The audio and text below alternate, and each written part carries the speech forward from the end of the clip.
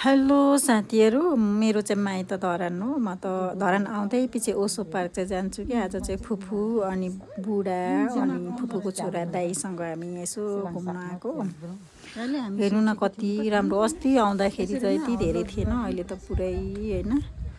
त्यो पुरानो हाम्रो बाउबाजेहरूले कसरी जीविका उपार्जन गर्थे होइन, त्यस्तो त्यस्तो खालको होइन तस्बिरहरू बनाएर होइन पुरै सबैजनालाई मनोरञ्जन हुने कि हामीलाई त थाहा छ, अहिलेको बच्चाहरूलाई त थाहा छैन नि त।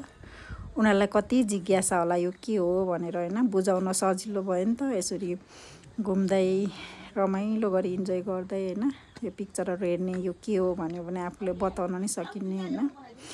एकदम रमाइलो। यो त एउटा सानो उदाहरण मात्रै हो होइन। सबैले होइन राम्रो मान्छेले साथ दिएर सबैले हामीले यसरी श्रम गरेर सबै मिलेर गर्ने हो भने त होइन त, एउटा जङ्गल एउटा झाडी होइन केही नभएको पनि यसरी होइन मान्छेहरूको आकर्षण बनाएर होइन एउटा यसमा सानो भए पनि एउटा आफ्नो होइन आय स्रोत पनि हुने अनि मान्छेले यसमा होइन इन्जोय पनि गर्ने, एकदमै राम्रो के।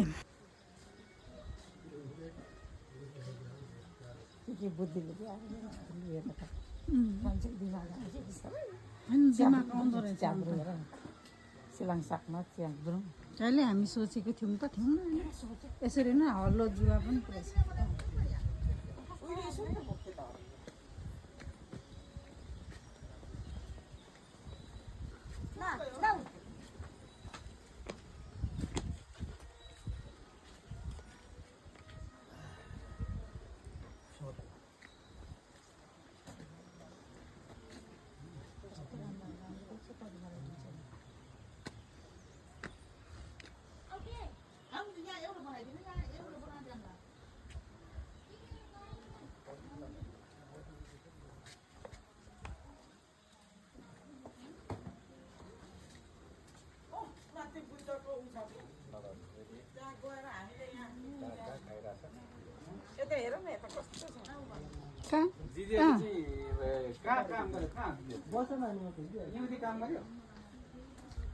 हामीले त गिटी कुटेको ठुलो पानी ट्याङ्की छ नि थियो यहाँ, गिटी कुटेको हामीले